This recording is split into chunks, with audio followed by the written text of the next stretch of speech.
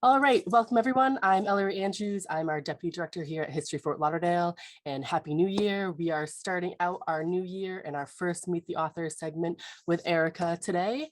And with the new year, everyone wants to be re-inspired, let's say, especially with the few years that we've been having. So I think Erika's story is definitely one that will help inspire and help everyone hopefully get back on a right path or a stronger path or a path of, maybe just a little bit less stress on that kind of path for their lives.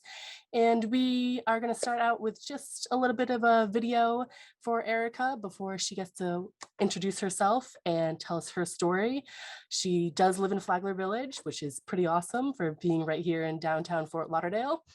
And I don't want to get into too much of your background since that is the actual story you're going to be going through. So it seems like it'd be a spoiler if I just started talking about it. And if Gotcha. anyone has any questions, they can wait to the end, or you can shoot me any text in the chat box, or you can shoot me an email if that is not working either. So, all right, let me share my screen first and start the video.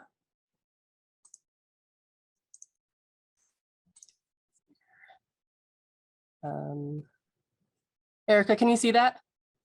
Yes, I can. Perfect.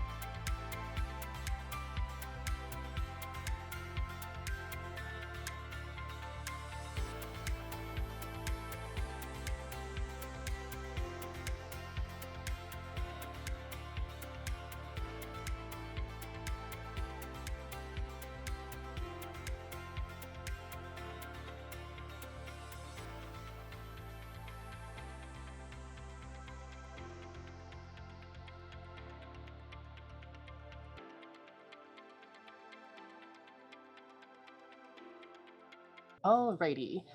So just a little bit of an intro for you with visuals. And if you want to take it away, you can. You can start at the very beginning. If you want to talk about, the process for writing the book, we'll insert as we can. All right. I'm going to mute myself too, just as heads up. All right. Sure. So thank you so much for having me. I'm really excited about sharing this process and a little bit about my story. My name is Erika Obando, and I actually started writing my story like literally about 3.5 years ago, but physically I've been working on this, putting notes together and things like that for the past 8 years. I actually wanted to initially write a book about parenting, and through a mentor she said, no, you've got to start writing your story first because people need to know where you're coming from before you write a book about parenting. And that's actually the book I'm working on now, which is called Your Children Don't Belong to You. And it's a parenting book with a different angle. And I share the tools that I use to raise my son, who's about to be 24, because it's an interesting angle to parenting in understanding the other human being that you're raising rather than imposing on them. But anyway, a little bit about that. But my book, Without a Voice, A Woman's Journey to Resiliency, is the story of my life. And the way I wrote it was with the purpose of sharing what happened to me in my life, but also giving the tools that I used of resiliency, of overcoming unthinkable odds, of going through hardships, and what did I do to overcome some of these hardships. And the key message behind it is we go through circumstances in our lives that make us victims, right? Life gives us these titles that make us victims, and it's up to us to decide if we want to own that title or if we want to give it back and say, no, I think I prefer to be victorious. And then in that process, I shared the tools of how I went from being a victim to being victorious in my life. And that's the premise of Without a Voice. I don't know if you want me to go through the bullet points of what the book is. I mean, I think that's a good idea. The parts that stand out the most to you, the parts that you have found have impacted the other people you've spoken to the most, those are always really good stories, I think, to share. If there's one that definitely stands out to you, like, I don't know if there's a recent one that someone has read it recently and they're like, this has helped me get through a certain moment in my life. If you want to share those stories, that'd be fantastic. Yeah, so my story is unique in a way that I was born in Colombia, and I was brought to this country for the hopes of a better life. My parents wanted a better life, but all in all, I came here as a 5-year-old immigrant, and I was smuggled into this country on a boat. And then, because we were here illegally, we were sent to back to Colombia when I was 8 years old, and I am the result of a child that was brought back again for a second time through the Mexican border. And those experiences were very formative for me in many ways that I still apply to in my life today. Outside of the politicalness of it, I was a young child being brought across a crazy journey in seeking a better life, and I still remember those things, those experiences. So today, when I go through difficult challenges, I'm like, wait a second, I am that child that came across the border, into this amazing, country that has given me so many opportunities. And so I came here again when I was 8 years old, but there was a lot of trauma and childhood trauma going on at home, and you can assign it to a multitude of reasons, right, of just challenges and hardships of being here as an immigrant. So I ended up leaving my home when I was 14 years old, and I'm 46 and a half now, and I've lived on my own since I was 14. And so a lot of the things that I say to people is, again, people who know me or heard about my story, they are like, but wait, you look normal, you look happy, you don't look like, like there's something the matter. And again, it goes back to that message that you are a victim of your circumstance and of your life if you accept to be that. There are ways, there are people, there are services that you can take advantage of to learn how to overcome those odds, overcome those challenges, and become the person that you're supposed to become. And so the process of this book has been interesting for me. It was a healing component because it's like I had to go back into my childhood, into my past, and relive all those memories to then heal through them, to then deliver a product to my audience. And that audience, the feedback that I have gotten has been so, tremendous. I mean, it's been very humbling because I didn't realize how many people can relate to it. And it's not necessarily just another immigrant reading my story and relating to it. It's people that are like, wow, I've gone through some really hard stuff in my life. And you're right. Like, why did I accept to be a victim? And they've been able to connect some of the dots with the things, the tools that I give in my book to say, you know what, I never thought of that. Maybe if I apply that to my life today, I can surpass this, or I can heal from this. And so that's been one incredible reaction from people. A lot of people say, I wanted to reach out and hug you multiple times throughout the book because you're reading the story of a child, and it kind of draws out the compassion and empathy from the reader. So it's been very interesting.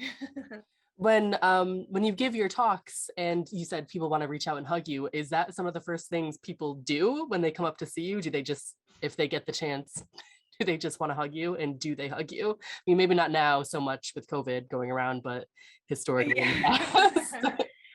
Well, I've been a public speaker for the last 8 years, and I had the great opportunity to share my story on a TEDx talk in 2017. And so prior to the pandemic, yeah, I would have people lining up after my speeches, and some of them would just hug me and cry and not say a word, and that was okay. Some of them would hug and say, I can't believe that someone else has gone through the same thing I went through. So yeah, the reaction has been different. And even during the pandemic, a lot of people will reach out and say, I wish I could hug you in person. I wish, because I found so many great tools within your book. So the common denominator has always been that connectivity with my story. And not only that, but the ability to see through it and say, I think I can be okay, or I think I'm going to be okay, or I myself in order to be better version of myself. So that's been an amazing thing for me. And again, it's a humbling experience for me to say, wow, I just wanted to share my story, and then it's touched so many people. That's a good lead up to my next one. It was, did you ever expect it to happen, to have this big of an influence, to go on the TEDx talk? Did you ever, thinking back on the beginning of this journey for writing your story when you became self-published, did you ever think this is where I would end up? No, not at all. Every author, every speaker, whenever you present content or information, there's no way of knowing what the reaction is going to be. You just hope for the best. And in my particular case, I didn't have any expectancies, but what I received was just really heartwarming. And what continues to happen, like for example, as I reach out, because my purpose with the book was to help others through their hardship. And I didn't anticipate the people that I was going to affect. For example, Pace Center for Girls Broward. They're currently using my book, which you saw the photo in the little images you put at the beginning. They're using my book to help these young girls that are going through these troubled situations at home, or find themselves homeless, or can't figure out what the next step is. They're using my book as part of their therapy with their counseling, with their counselor, and their sessions. And Women of Tomorrow is doing the same thing. I actually am a mentor for Women of Tomorrow, and I go out and help these girls based off of my story. And again, these are young girls that are struggling to figure out what the next step is. And so for them to be able to use it is it's something that I would have never been able to predict. I just said, I'm going to share my story. Hopefully I help one person, and then it's just showing ripple effects. And one thing I'll say on that note, because a lot of beginner authors will say, oh, well, what good is sharing my story?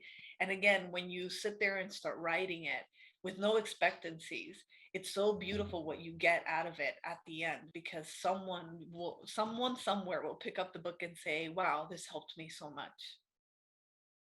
And that's usually just like you said, you just wanted the one person, just one Right, person to exactly. influence, just one person, you feel like you did something. So the fact that you're helping out all these women, even in Broward County, and your home county right now, is probably even a bigger pat on the shoulder and makes you smile as much as you can think about it. So that's wonderful. Um, you mentioned your son, and that this book, you said it was friends and family that said you needed to write down your story first before you could start writing down a story on parenting. So I'm curious, and your son, you said he was 24. Uh-huh. So he's a teenager when he started this whole process, essentially. And I'm Correct. curious on his perspective of what he's, if you ever spoken about it with him, what he thinks of his mom on doing something like this. Yeah, so it was interesting because I've raised my son very transparently, right? He needed to know who I was. I didn't hide anything from him. He knew I came from a troubled childhood. He knew that my intention as his mother was not to hand down that broken generational toolbox. That instead I was actively working on obtaining new tools, figuring out in the process. And Hence the whole parenting book, right? Lead by example. And so I needed him to know everything about what I was and where I came from, so that when he saw the transformations in me, he understood the whole process. And then eventually, when he moved out and went to college and graduated college and got his own place, and started living out his own life, he now understands the new toolbox that he inherited, so he can then apply those tools to his life. So it's he's known all along, but the process of writing the book was really cool for him to experience, because there are times where I'm sitting there and I'm crying my eyeballs out, and he's like, I don't think I'm gonna touch her, touch this right now, because she looks emotional. And but again, it shows him that it's okay to be emotional. It's okay for you to go through the journey and process of healing. And these are tools that you need to give our youth today, which is why I focus so much of my work on empowering our youth, because sometimes inadvertently, I think we've forgotten to teach them that it's okay to be vulnerable. Mhm. It's okay to be emotional, but lift yourself back up. That's the whole process of failing or falling. It's to lift yourself back up. So my son took really good tools out of it, and I see him as he applies it to his life now. Well, that's even probably better than the other one person the unknown one Yeah. person influence. Your son's influencing your son is probably even a bigger and happier influence on that front. So that's wonderful. Um, so is there, you said, going back through was like a healing process. Was there ever a moment in time where you were going through your healing process and you did not want to go forward? Yeah, absolutely. I had to stop and go with the writing of the book, because I didn't, again, my mindset when I set out to write this book was like, oh my God, I'm gonna write this book, I'm gonna share my story, I'm gonna help people. But I didn't anticipate that it was supposed to be heal me first, because in the work that I do now, I'm a transformational coach. I focus on helping people go back and heal their inner child. And in that process of getting healing and getting those new tools, I bring them back to using those tools today. And I hadn't done the work yet on myself. I was helping everybody else, but I hadn't done the work on myself yet.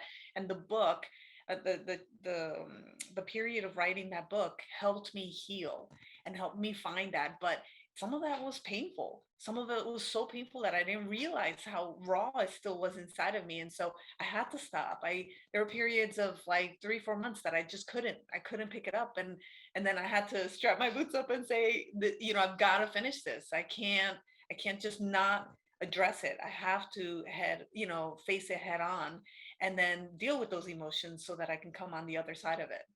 So yeah, there were plenty of times where I was just like, no, this is not for me. I'm sorry I even started. But I had to be my own cheerleader and say, no, there's a goal at the end of this, which is help others. And I had to heal myself through it. I was going to say, I'm sure in those months that you stepped back and were like, I can't do it, you learned even more things that you could probably add to another book on getting Right. through those that tough own mental hurdle that you would have to get through. Um, so it seems like it's a circle, just keep Yeah. building on itself. For every aspect that you are going through can be attributed and assigned to something else, which I think is a wonderful thing to learn. So, Yeah, and you know what? The style of the book was with this in mind. I wanted to grab the reader by the hand and say, I'm going to take you down to my journey, and we're going to start from the beginning, and then I'm going to walk you through. But I wanted the person to be able to feel it, see it, experience it, almost like they were in that room with me or in that moment with me. And then that way I can walk them through the journey of then feeling resolved and reconciled at the end. But in order to write that book like that, you had to live it. You had to remember. You had to go back into your memory and bring out those details that you put somewhere in the back of your mind saying, no, I don't need to remember this anymore. Yeah, I had to go and dig those up and pull them out, so that way I did justice to the reader, because the reader is investing their time in my story. So I wanted to honor that time for them. was there a memory that you thought, or a memory that you had to dig up that you were shocked that you remembered? Like, was there any little tidbit that you were like, I can't believe that's like a sense memory or anything like that you could not believe you actually still remember? Yes, it was actually quite an interesting experience I had. I was in the process of writing a memory, something that I was talking about from back then, and I was on vacation at that time, and I had put my computer down. I said, "Okay, I'm going to take a break," and we went out to town, and there was a local store that sold vintage toys. And as I was walking through the store, I saw this toy that, I mean, it was like an avalanche of memories, and that I had forgotten about it. And just picking up that toy just brought it back. It was like boom, boom, boom, boom, boom. And in that, actually, that moment, not that moment at the store, but that memory made my book, because I could not believe that just something that small would trigger something so important that I had forgotten about. And so yeah, it was interesting. The doll was called Panic Pete. And it's this little stress doll that you would press, and the Oh eyes would yes. pop out. You remember It's this? It's red, hilarious. yes. Yeah. Yeah, so Yeah. the red eyes Yep. would pop out, the blue ears would pop out. It's called Yes. Panic Pete. And it just, jogged a memory that had been stored back there somewhere. And I said, this is for a reason, the Yep. universe is saying something to me. So I it made the book because of it. So you would Wow. have to read the book to understand what happened with Panic Pete. Panic Pete. I didn't know, I don't think I ever knew its name I of didn't that either. toy. I had to look it up. But you definitely know what it looks like when you start describing it. You can see it in your mind's eye, Correct. but I don't think I ever knew that toy's name. Interesting. Yeah. Very nice. Uh, so, um, Panic Pete. Wow. Panic Pete. I'll tell you, when I saw it, again, I didn't know the name either, but when I saw it, it was just like, wow, like a You're right. I movie unraveled. I think he is like a quintessential vintage Choi nowadays. Yeah. I think you're 100% right on that. Um, so where did you first, when you crossed over the border the second time, where did your family first settle? Well, when we first came here, we came here via a boat Mhm, from the Bahamas. Someone brought us over from the Bahamas here on a boat, and we had family that was already in, like an aunt and an uncle that lived in New Jersey, okay. and so we went from arriving in Miami straight to New Jersey, and that's where we settled in. And then when we were deported from New Jersey back to Colombia. So when we returned a year later, we went straight back to that life. We Okay. tried to kind of, pick up where we had left off. So we lived in New Jersey for most of my childhood. We did do a few months here in South Florida by Kendall, Mhm. but then, and you have to read a little bit about, you have to read my book to find out what happened in Kendall. But we ended up going back to New Jersey, and that's where I lived until I was an adult, and then I moved here about 18 years ago. I moved back here. So do you have a lot of memories of going back the first time to Colombia? Because Yes, you were young, yes. you were relatively young. You I were was 4. uh, I was Yeah. about 8 years old, Yeah. and so yeah, I vividly remember and recall that, and I discuss it in great length Mhm, in the book, both from the perspective of an 8-year-old child mhm, who was super confused because I didn't understand. First of all, I barely spoke Spanish. Actually, my first language was always English. I understood my parents as mhm, they spoke to us, but I wasn't fluent, and so going back to where they were saying I was from didn't make any sense for an 8-year-old. I'm like, but wait, this is my home. Why are we being sent to a place I don't even understand anybody? mhm. And so it was very interesting to see it that way. And then I like I said, I described it in great detail in the book. When we got there, I actually was enrolled in school, which was another experience all in itself, Yeah. because I was an American to those kids, and they couldn't relate to me, and I couldn't relate to them. I had no idea what they were saying. Half the time they spoke too fast, and I'm like, oh my god. And I actually acquired the nickname Gringa, which is Yep. an Yep. American, Yep. like an outsider. And I was like, okay, that's great. Now I don't know what to do, you know? um, So so do go you ahead. find you connect more, or well, I should say, what culture do you find you connect? Like, have you merged them completely in your mind, like American and Colombian culture? Is there any stints in your life where you're like, I am 100% this, I'm 100% that, or has it just been a little bit of a rocky road until you've settled yourself? So, up until recently, I couldn't identify 100% with either or. Mhm. So I felt, and that's the beginnings of Yeah. another book, but it's I felt like I was an in-betweener Mhm. because every time I went to Colombia, I stood out like a sore thumb. I don't look the part. Well, Colombian, as far as like an original Colombian is what I say, right? I don't look the part of being a Colombian. And then when I'm here, I'm definitely Colombian, right? So when I'm in Colombia, I'm very Americanized, and when I'm here, I'm a Latin woman. And so I felt like I didn't fit in either role, so I stayed in between, right? Yeah. And I'm very much a Latin woman, and I am now fully bilingual, and I identify as being a Latin woman 100%. But in my day-to-day goings and dealings and business, I'm an American because even when I do speaking and they ask me to speak in Spanish, I have to think in English and process it and then say it in Spanish, because that's kind of how I was raised, right? I was raised being speaking English first and then learning Spanish. I think I learned Spanish when I was 15. That's always a question I have for people who speak multiple languages. And I think it's a weird question to think about is what language do you think in? So thanks for answering that. Yeah, I Intentional think in question. English. Exactly. As And someone it's who funny because terrible at languages, I'm always like, but what language do you think in? Which is a I weird thing to think think and about. dream in English. Yeah. So I never thought of the dream part. So Yeah, because that's when you're not trying, yeah. right? And for me, it's definitely English is my comfort zone.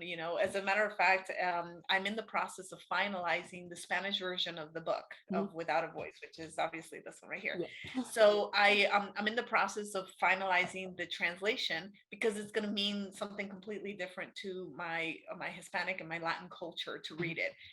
They'll associate to it differently, but I had to have some help. Even though I'm bilingual, I acquired the assistance of a Spanish editor and author, Mhm. and we're going through the process. So I know the premise of the stories. So her and I are working on it together. Where she's like, okay, this is what it translated to, and I have to say, I don't think that's what that's not what it means in English. So let's Mhm. work on it so that tweak it so that it can have the same sentiment. Mhm. Because again, for me, the more importance of the book is to have the reader feel like they're going through this journey, and it's so easy to lose that feeling in the translation. And so it's a meticulous process, and we've been working on it for over a year now. But we're about a chapter away from finalizing it, and hopefully Nice. in the next couple of months it'll be launched in Spanish, and then I can move on to Your Children Don't Belong to You. Well, congratulations on that front then. It seems like a Thank you. long haul for that. So that's pretty amazing. Yeah. And do you want to talk a little bit about Your Children Don't Belong to You? I know you did a little bit in the beginning, but I mean, this book is pretty much the lead up essentially to writing this one. So how long have you thought or been working on the Your Children Don't Belong to You? Well, Your Children Don't Belong to You has been my dream Mhm. project for a long time. The premise of the book again is looking at parenting from a different angle, and I'm a very big universe kind of person, connected with energy, and I think that that book, when that book gets published, it'll be needed so much more now, because we're in a world now where we're disconnected with our youth, and it's almost like when you feel the disconnect, you stand back instead of moving into it, right? Instead of leaning into it, we're kind of stepping back saying, I don't even know what to do with these kids. But these kids need you now more than ever, but they need you from a perspective of a of a leader, of a teacher, not a helicopter parent. Because sometimes in our defense, right, as a parent, you're trying so hard to connect, you're trying so hard to teach and to instruct, that your tactics sometimes are more from an angle of attacking Mhm. and judging, rather than just taking it two steps back and saying, okay, what is it that I'm trying to accomplish here? I'm trying to accomplish for my teenager to realize that he or she needs a job, and he or she needs to walk into that responsibility. And instead of being like, when are you going to get that job? I'm sick and tired of having you here playing video games or hanging out with your friends. Instead of going in that direction, you treat them like the adults that you want them to respond to, Mhm. or respond as, and then take a different approach and sit down and build a plan and say, okay, look, this is that's what I did with my son. I never said, hey, why aren't you? Instead, I said, where do you need me to instruct? What is it that you are missing, so that we can start from there? And my son was very authentic. He's like, hey, I have no idea how to budget. Okay, well, let's sit down and then build this budget. And they'll respect you more, and ultimately get to where they need to be, if you lead them in that direction, Mhm. as opposed to Yeah, coming on top of them. hovering. Yeah, like I've always said, your children don't belong to you because they're transient. They're a transient process of your life. You brought them into this life to teach them, mold them, give them all the tools that they need to then deliver them to society. Because ultimately that's where they go. They are delivered to society to live their own lives. So what are you delivering to society? Are you delivering someone that's going to be codependent on you? Are you delivering someone that's then going to turn around and be codependent to a partner? So those are the questions that you have to ask, and the book will instruct some of the tools that I used on my son to then deliver. I mean, my son lives in Philadelphia, and everybody's like, oh, does it hurt you so much that he's so far away? I'm like, we have iPhones, we have FaceTime. I could buy a flight and go visit him. I don't miss him in that way, because Mhm. that was a whole the point of it, right? Delivering a human being to society so he could be his own life. And then he'll visit me, I visit him, and we'll go from there. As a child of a parent who also thankfully gave me the same type of tools, and she is in Connecticut while I am down here, and it's the same exact mentality. So Right, it's nice. Just like you did it. Go live your life. I'll visit you because you're in sunny Florida. So right. like stay Exactly. there. I'm like, okay. But yeah, it's nice. It's good stuff. So I know you said you had mentioned there's like that you left home at 14 Mhm. and that you're working with young kids that are also homeless or are leaving home at very young ages, or is that something that you absolutely, when you look back on it now, you wouldn't do differently, that you knew you needed to do at that moment in time? Yes, it was a very scary decision for me to make, but I used to get beat pretty bad at home, and for a while I thought it was a normal way Mhm. of being, reprimanded. But the reason why I decided to leave at 14 was because I got a pretty bad beating that my mom got lost in her rage, Mhm. and I didn't know that I would survive another one, because it had gotten really tense at home. I was just being a teenager, Yeah. right? A natural teenager, a normal teenager that was exploring and trying to figure out who I was in this whole mess of a life that I had. And my mom just didn't have the tools to deal with me in that sense. And she reverted to violence and physical violence with Mhm. me. And the last beating that I received, and I talk about that in the book, I Mhm. decided, if I stay, um, I may not see another day. And so she also said two things that defined me, and I'm going to leave you with that little teaser. But Yeah. she said two things that defined me in my life, that from that day on, I decided to set my goals to prove her wrong, and that was to become somebody. And so I left at 14. I didn't go and live on my own. I wasn't Mhm. homeless. I had very fortunate women that ended up being Catholic nuns, that they ran a home back in New Jersey, that they took in women, obviously women over 18. Mhm. They took in women that couldn't afford regular rent, and so that they would rent them a room that would that would be like $100, and they could stay there and have a family setting, a safe place for them to stay while they got back on their feet. They made the exception with me because my father, in that process, that whole process, I begged my father to sign me over to them, and he did. And it was probably one of the best gifts he could have ever given me, because through them I learned stability. I learned what a home looked like, what a nice cooked meal looked like, what nonviolence environments look like. So they were the just such a huge, important part of my life and my formative years, which I now use. Like I said, they taught me what I've ultimately taught my son. So you always the tools that you give everyone throughout these books and the tools that you're going to give through the parenting book Parenting. as well. Have you, in the last few years with the pandemic, have you found that they're not necessarily more applicable, but have you found that they've been used in obviously ways that you're not expecting? Well, yeah, I mean, right now we're all going through, as a world, Mhm, together, we're going through hardships. Usually, before the pandemic, I mean, years ago, we went through something like this as well. But mhm, as a whole, we're all going through struggles, the same struggles. And so, what I'm starting to see is that people are applying a little bit more self-empathy and a little bit more resiliency. There's so many people that lost their jobs in 2020, and myself included. I mean, right at the beginning, I was furloughed from a really good job, and I, I had to ask myself, I had to perform a self audit and say, was I even where I wanted to be?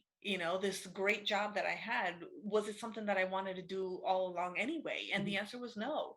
And so when I started identifying those key elements of my life during 2020, I realized that I had another purpose. And then I started to shift and redirect my energies more towards that purpose, which is where I'm now.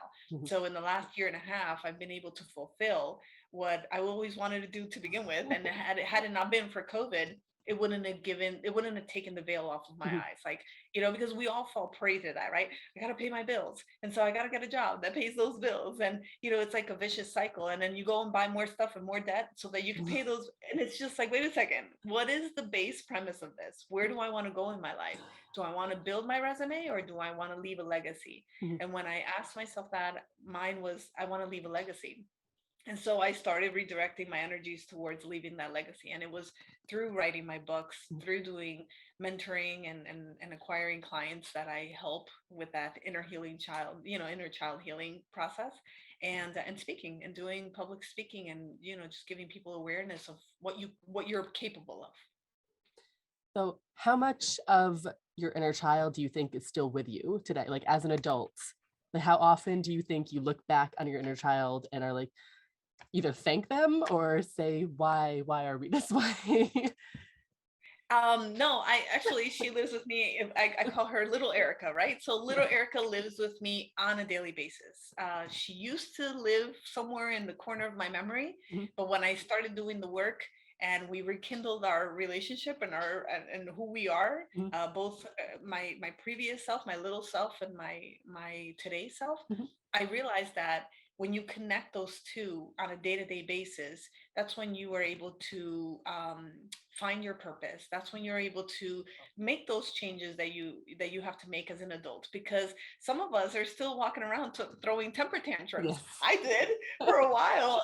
There's some of my behaviors were like, wait a second, that's an injured little girl that I haven't healed through yet, right? And so a lot of people are like, well, no, that's how I am. Those are the answers whenever we get defensive because somebody points out our shortcomings.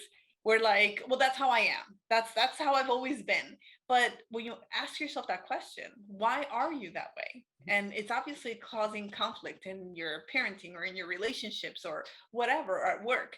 Why are you that way? Maybe if you went back and figured out what those issues were, check those boxes off, Mhm, or let's heal through that process so that you can come back and say, something different than that's just how I am. Instead, say, I think I can work on this and be a little bit better. And then you'll see the results in better communication in your relationships, or, just less rough of a ride as an adult because you went back and fixed the things when you were little. So yeah, she lives with me every day. Is there a characteristic that comes out every day from her? Like, I know your resiliency was a journey, so there has to be something, as you say, but is there one characteristic that she is there all the time with you? Yeah, I one of my defense mechanisms when I was younger was to discover art. Mm, So I do artwork, and I give myself, for lack of a better term, playtime good. in my artwork, because it's the only time that I get to disconnect from my day to day, from the things that I go through on a daily basis, and then just focus on just creating art and releasing my stress and just being in the moment within my art. And so those are the times where I find myself being childlike and curious, and allowing myself not to be so judgmental about the outcome of my painting, Mm. but more so just enjoying the process of creating. And so yeah, those are the moments where I feel like I'm most connected to my younger self, my little Erica. Nice. I think for most people, when it comes to creativity, and especially for artists or anyone who does things like that, even if it's just general crafting, like we went to out somewhere and I just did like a bunch of bead bracelets with a bunch of kids, and it was the same exact thing. Right. Happy as a clam, just making bead bracelets or anything that had to do with something very simple and crafty. And you're right, it just, you let it all go. And I can't believe I just Right. quoted Frozen. There you go. That's little Ellery Mm, coming out. yeah, she came out. All right. So, do you have anything else? Anything that's coming up? Where you can find your book? Or I know you have your website that was on that last slide. But if you want to let anyone else know if they can follow you on social media, I'll see if we have any questions that get popped in. But if you want Yeah, I'm in the process of rebranding, to, but okay. my website is up. So yes, my book is accessible on erikaobando.com, and it's Erica with an A. It comes with it comes autographed and a nice little charm with it. And I'm currently, this is actually my first event Oh, nice. for the year, but I am going to be doing a really large event with Junior Achievement of South Florida. Mhm. I'm one of their keynote speakers for their event called Girls Rule, and it's about that. It's about resiliency and coming out on the other side of your hardship as victorious. Yes. So I have those things coming up. I also got invited to speak. There's a platform called Tag Talks, very similar to TED Talks, Mhm. but it's transparency, authenticity, and generosity out in California. So I'll be going there in February to go speak. But yeah, the idea is to in this new year just help more people just reconnect with that inner child, do the healing, so that, and this is a perfect time to do it because we're in such a transformative era in our lives, that this is the perfect time to do it, to just reconnect, heal, and then come out victorious on the other side of it. All right. Well, I got a bunch of thank yous via email, not in the chat, but I sent out Oh, your nice. website to the chat. So thank you so much, Erica. It was wonderful to have you. We're here if you need us for anything else either. So, I and don't know happy if New Year. anybody had any questions. I'd love questions if anybody had any. Do you have your contact information in your on your website, correct? Yes, there's a tab called contact. So Okay, perfect. So if anyone has any questions, if anyone wants to share their story either with Erica, I'm sure you would love that also, yes. then send it to her, her website and her contact information. Um, so thank you so much. Thank you, everybody. I appreciate it. All right, happy New Year and hope you have a good one. All right, you too. Bye. Bye, guys.